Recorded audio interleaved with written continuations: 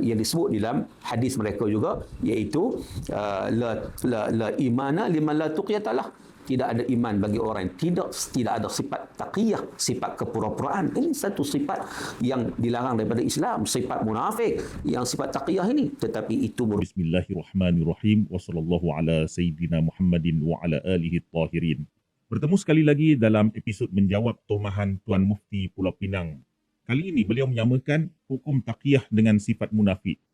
Selalunya golongan yang menentang ajaran taqiyah ini terpengaruh dengan ajaran Ibnu Taimiyah, salah seorang tokoh yang sesat dari kalangan Ahlus Sunnah wal Jamaah. Dalam kitab Minhajul Sunnah jilid yang ke-6 muka surat 421, Ibnu Taimiyah menulis, Ra'su mali rafidiyati at-taqiyatu wa hiya ay yuzhira khilafa ma yubtinu kama yaf'alul munafiq. Modal kaum Rafidi adalah taqiyah, iaitu menunjukkan sebalik dari apa yang disembunyikannya, sebagaimana yang dilakukan oleh orang munafik. Pernyataan ini sesat lagi menyesatkan dan jelas bertentangan dengan Al-Quran sendiri, termasuklah sirah para sahabat Nabi.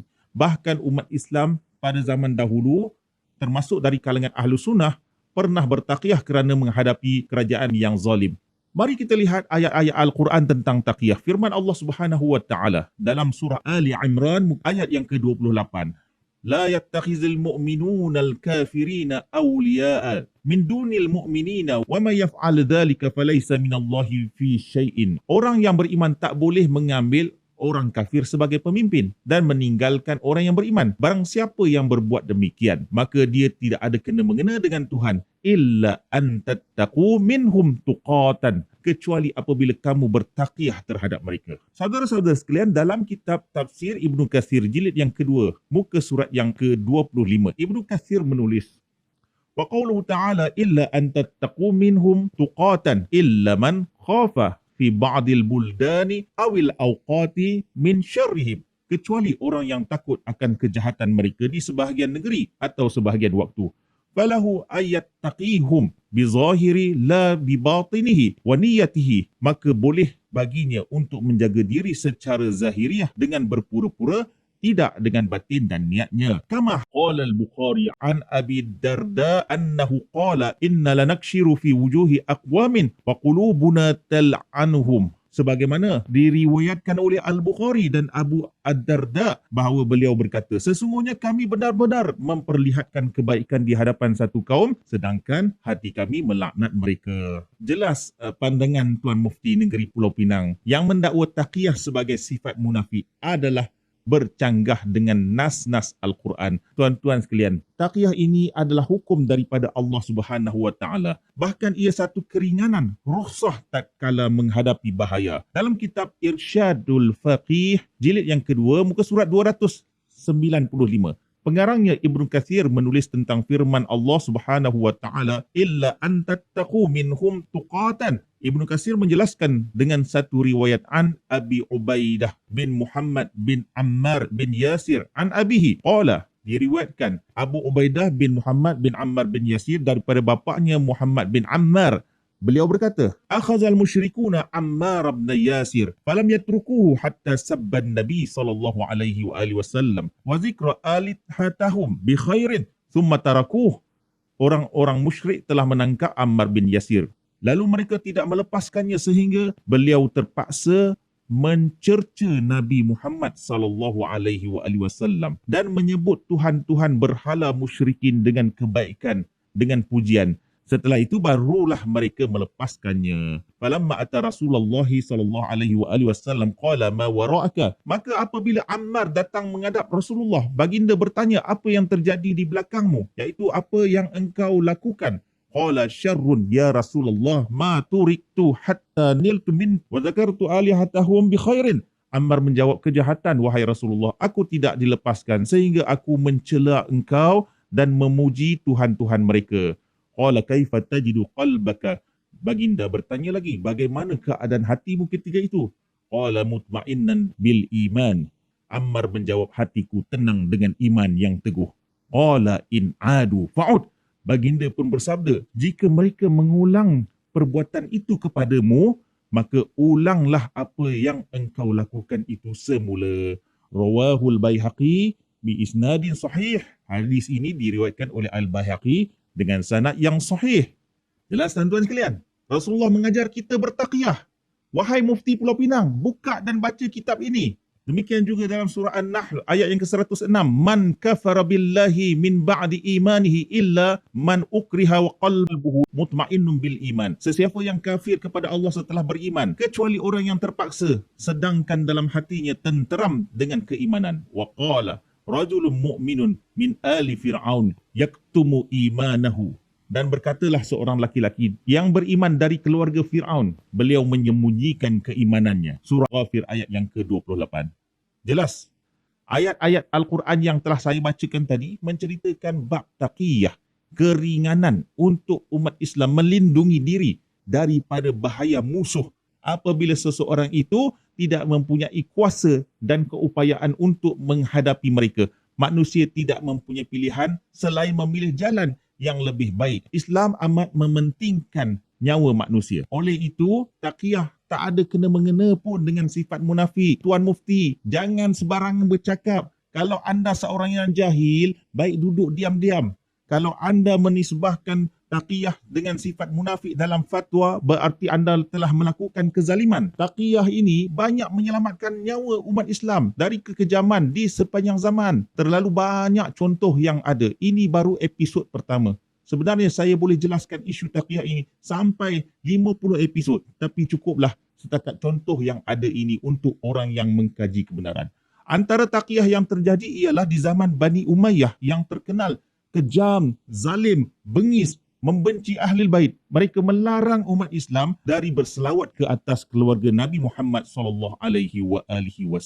Dalam kitab Subulus Salam jilid yang kedua muka surat 246, pengarangnya Muhammad bin Ismail Al-Amir Al-San'ani, ulama Ahlu Sunnah kurun yang ke-12 Hijrah. Beliau menulis, وَمِنْ هُنَا تُعْلَمُ أَنَّ حَذْفَ لَفْزِ آلِ مِنَ الصَّلَاةِ كَمَا يَقَعُ فِي كُتُبِ الْحَدِيثِ لَيْسَ عَلَى مَنْ يَنْبَغِي. Maka dari sini diketahuilah bahawa pembuangan lafaz al, iaitu keluarga, di dalam selawat sebagaimana dalam kitab-kitab hadis adalah tidak sepatutnya terjadi. Ya, memang di zaman kekejaman Bani Umayyah ada larangan berselawat ke atas keluarga Rasulullah. Mereka hanya menyebutkan Allahumma salli ala Muhammad, cukup sampai di situ.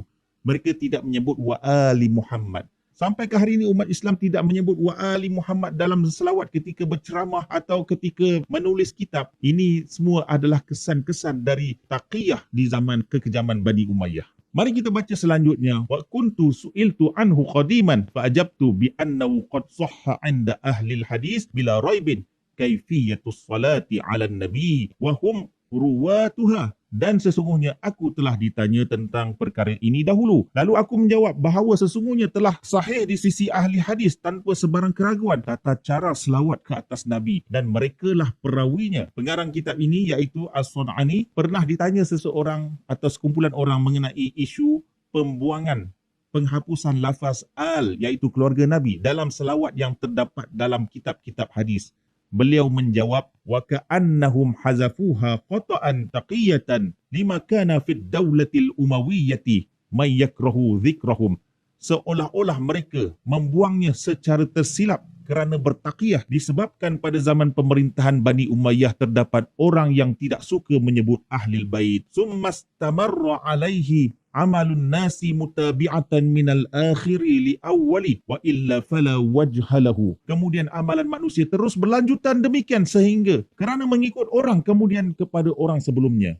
Dan kalau tidak demikian maka tiada sebab yang munasabah baginya. Jelas di sini taqiyah mempunyai tujuan yang sangat berbeza daripada kemunafikan sebagaimana dalam dakwaan Mufti Pulau Pinang. Apakah Mufti ini ingin menuduh masyarakat ahlu sunnah ketika itu sebagai munafik?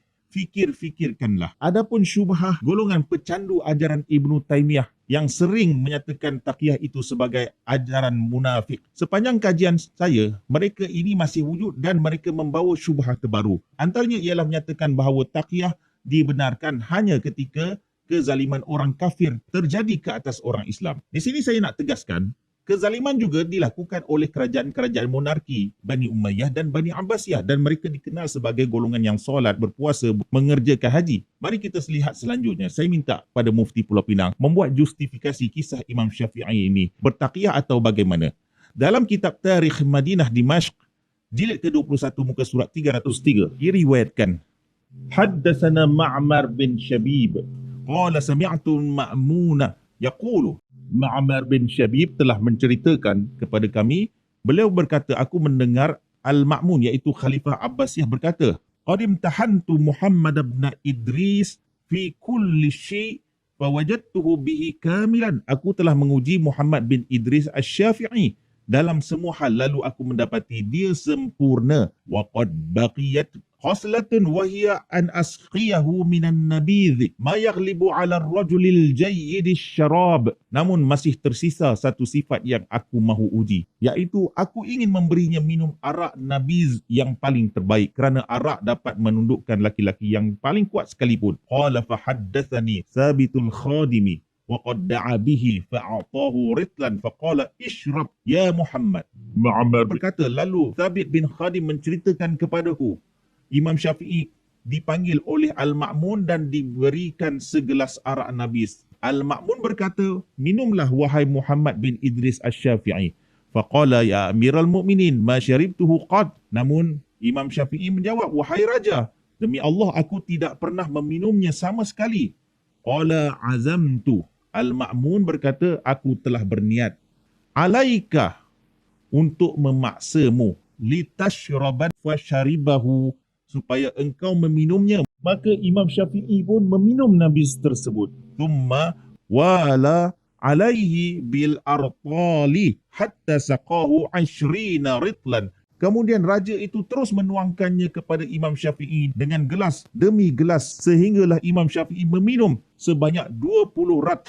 Gelas ratl ini paling sedikit 0.5 liter. Fama tughayyara wala zala anhu hujjatin. Namun dia tidak berubah dan tidak berganjak dari hujahnya. Maksudnya Imam Syafi'i tidak mabuk dengan meminum arak tersebut. Kata-kata Ma'mun Abbasi ini menunjukkan minuman nabis sebenarnya boleh kehilangan akal yang waras. Ini pun salah satu bukti bahawa nabis itu adalah sejenis arak. Cuma yang aneh di sini, Imam Syafi'i tidak mabuk. Kisah ini menceritakan bahawa ulama besar seperti Imam Syafi'i pun tidak terlepas bebas daripada tekanan penguasa. Dan beliau juga menerima ancaman fizikal. Akhirnya beliau bukan bertaqiyah dengan lisan lagi, malah bertaqiyah dengan perbuatan, iaitu melakukan perbuatan bertentangan dengan keimanan dalam hatinya. Bertemu lagi dalam episod akan datang. Wassalamualaikum warahmatullahi wabarakatuh.